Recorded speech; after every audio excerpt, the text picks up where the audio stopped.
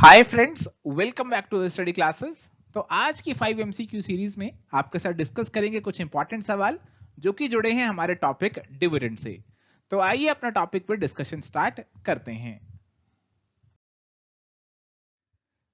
तो आगे बढ़ने से पहले ब्रीफली आपको हमारे कोर्सेज के बारे में बता देते हैं। तो माय डियर फ्रेंड्स, हमारे पास आपके लिए कुछ स्पेशलाइज्ड कोर्सेज हैं आपकी प्रिपरेशन को आसान बनाने के लिए। यूजीसी नेट एग्जामिनेशन की बात करें तो उसके लिए आपको पेपर 1 कॉमर्स और मैनेजमेंट के कोर्सेज मिल जाएंगे। आरपीएससी जो एग्जामिनेशन हमारा है असिस्टेंट प्रोफेसर का, उसके अंदर एबीएसटी, ईएएफएम और बीईडीएम का कोर्स आपको मिल जाएगा। और यूपीएचईएसी का कॉमर्स का जो पेपर का कोर्स है वो भी आपको हमारी वेबसाइट से, हमारी ऐप पे मिल जाएगा। विजिट कीजिए हमारी वेबसाइट पे या फिर हमारी ऐप पे और डिटेल्स के लिए।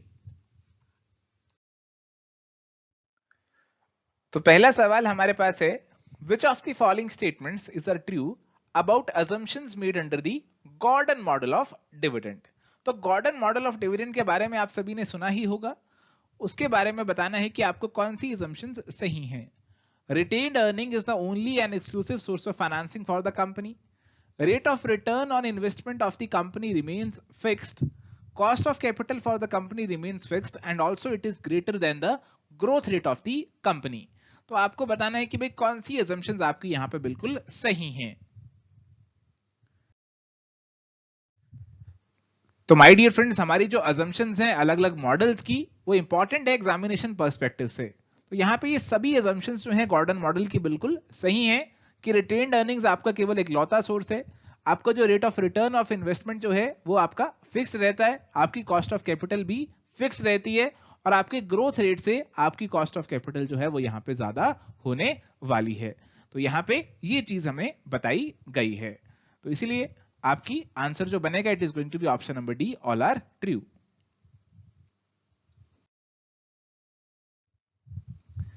सवाल नंबर 2, असर्शन दी गई है, dividend policy has a direct effect on the choice of source of financing.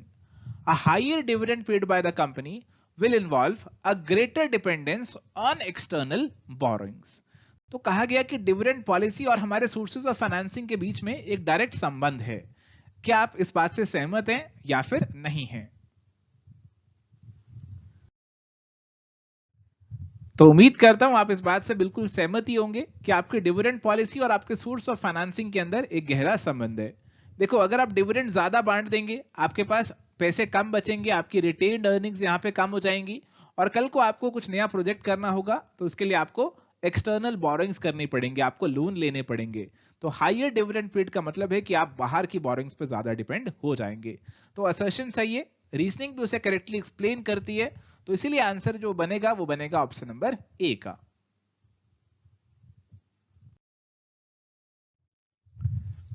चलिए, सवाल है अगला हमारे पास, consider the following statements and identify the correct code.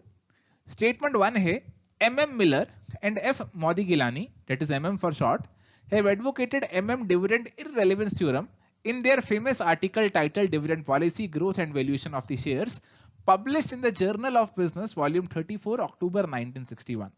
Sir ये कैसा सवाल पूछ रहे हैं आप? सेकेंड स्टेटमेंट है, James Walter in his paper titled dividend policy, its influence on the value of the firm, journal of finance, May 1963, has proposed a model of valuation of shares which supports the view that the dividend policy of a company has an effect on the valuation of the shares। तो MM model और Walter model के बारे में पूछा जा रहा है। कहा गया भाई MM का डिविडेंड इररिलेवेंस थ्योरम है और 1961 के आर्टिकल के थ्रू इसके बारे में MM ने हमें बताया। और वॉल्टर मॉडल के बारे में कहा जा रहा है कि भाई ये कहता है कि आपका डिविडेंड आपके शेयर की वैल्यूएशन को अफेक्ट करेगा और आपका 1963 के अंदर जो है ये पब्लिश किया गया था।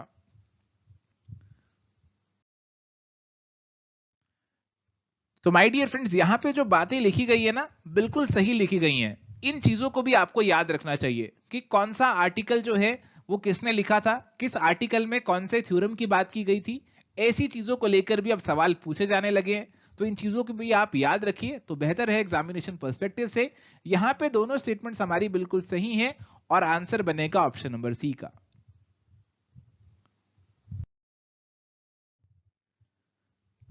सवाल नंबर 4 आपको दे रखी है लिस्ट और आपको करेक्ट कोड यहां पे आइडेंटिफाई करना है। तो बेसिकली आपको अलग अलग डिविडेंड मॉडल्स दे रखे हैं और आपको करनी है उनकी मैचिंग।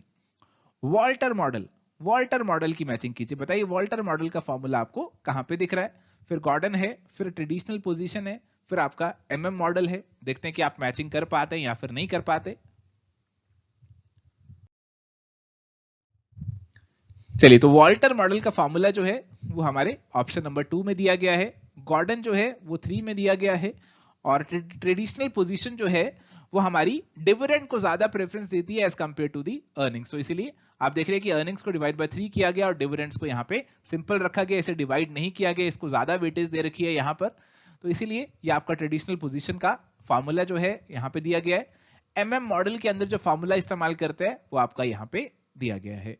तो इसीलिए हमारा जो आंसर बनेगा यहाँ पे ऑप्शन नंबर ए बन जाएगा। तो ये फॉर्मूलाज हैं, काफी इंपॉर्टेंट है एग्जामिनेशन पर्सपेक्टिव से। हो सकता है इन पर सवाल आपसे पूछ लें, प्रैक्टिकल सवाल पूछ लें, तो ये फॉर्मूलाज आपको मालूम होने ही चाहिए।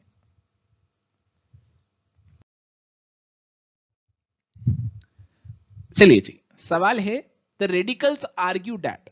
रेडिकल्स क्या आर्ग्यू करते हैं? देखो डिविडेंड पॉलिसी को लेकर भी कुछ रेडिकल्स हैं। वो कहते हैं company should pay as maximum dividend as possible, company should pay as little dividend as they can afford to get away with, companies are indifferent between paying dividends or not, all of the above। तो radicals क्या बोलते हैं बताइए जी। तो my dear friends, हमारे जो radicals हैं वो बोलते हैं कि कंपनी को कम से कम डिविडेंड देना चाहिए। वो कहते हैं कि जो डिविडेंड है ना उन पे ज्यादा टैक्स लगता है as compare to capital gain. तो कहते हैं हमारा जो इन्वेस्टर है उसके पास कमाने के दो तरीके हैं। वो शेयर खरीदेगा, एक तो उस शेयर पे उसको क्या मिलेगा, उस शेयर पे उसको डिविडेंड मिलेगा, और दूसरा होगा जी उस शेयर को बेचने पे कैपिटल गेन। वो कहते हैं कि डिविडेंड पे ना ज्यादा टैक्स लगता है उसको, इसीलिए डिविडेंड आप कम से कम दो और आपका जो इन्वेस्टर है उसे कैपिटल गेन कमाने का मौका दो। कैपिटल गेन कमाएगा उस पर टैक्स भी आपको कम देना पड़ेगा, इसीलिए अल्टीमेटली इसमें कमाई इन्वेस्टर की ज्यादा हो जाएगी, और इसीलिए सेकंड वाली जो अप्रोच है उसे एडवोकेट करते हैं।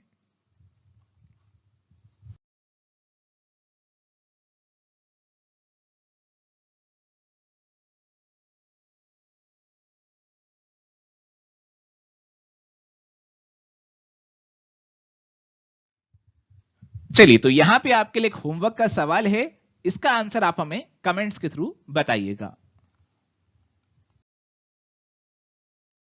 सो thank you my dear friends, ये था आज का हमारा डिस्कशन। अगर आपको आज का वीडियो पसंद आया तो इस पे ज्यादा से ज्यादा प्यार दिखाएं और हमारे चैनल के साथ जुड़े रहें। Bye bye, take care, all the best.